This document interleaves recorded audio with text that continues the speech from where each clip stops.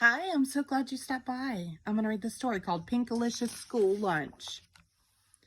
If there's one thing I love for lunch, it's a peanut butter and jelly sandwich. Mommy packs it for me almost every day. On Monday, I decided to try something totally different. I wanted to buy my lunch at the school cafeteria. It would be pinkerific. They were serving spaghetti and meatballs with raspberry jello for dessert. Spaghetti looks pink if you use your imagination. At last the bell rang. "Lunchtime!" I yelled. I leaped out of my seat and out the door, skipping down the hall at full speed.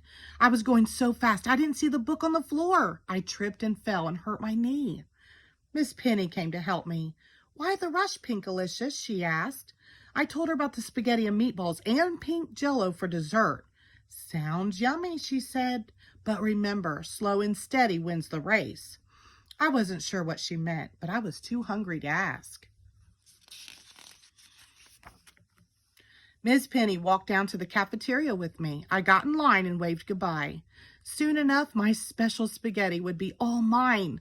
All I had to do now was wait. So I waited and waited and waited. The line was so long it snaked around the cafeteria. We moved slowly, inch by inch. My tummy started grumbling. My knee throbbed. The room was noisier than I remembered. This was taking forever.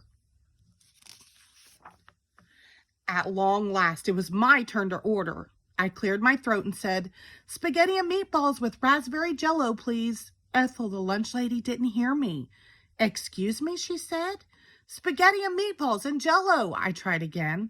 It was no use. The room was too loud. Ethel shrugged and handed me a plate with green beans and a sloppy joe.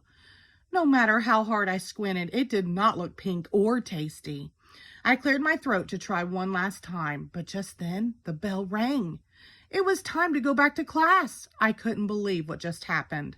This was supposed to be my big day, my cafeteria feast. Now, instead of spaghetti and meatballs and raspberry jello, I had nothing but an empty stomach. In math class, I had trouble paying attention. I was so hungry.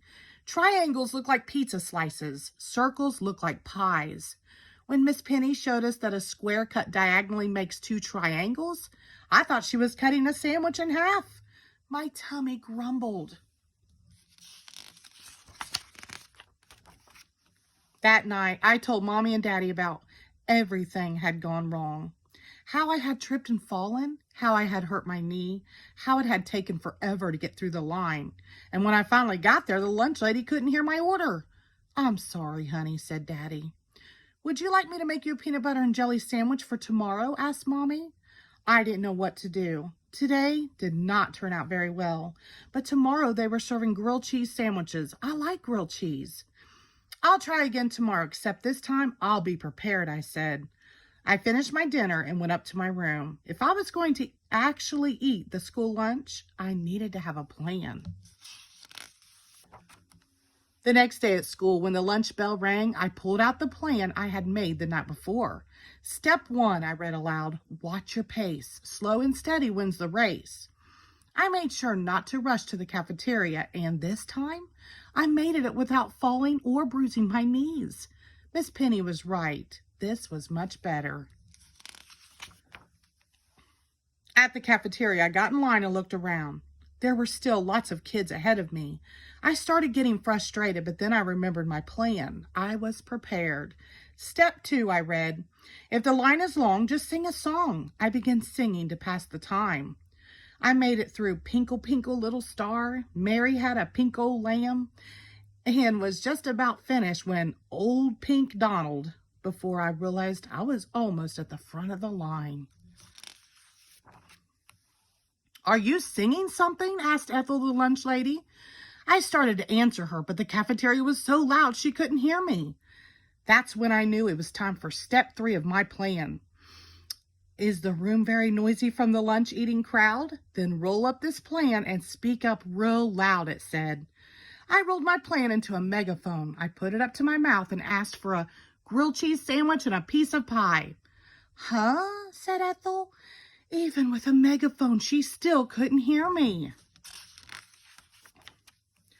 I thought, She could hear me when I was singing. I know. May I please have a grilled cheese and a piece of cherry pie? I sang. This time, Ethel heard me. Yes, you may, Ethel sang back, handing me that cherry pie.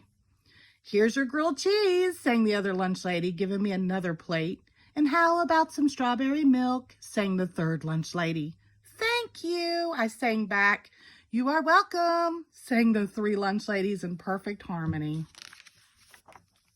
The cafeteria was completely quiet as everyone listened to them sing. When they finished, everyone clapped and yelled, "Hooray!" The whole room filled up with our cheers. The lunch lady trio took a bow. I sat down and finally got to eat my cafeteria feast. The end. Thank you.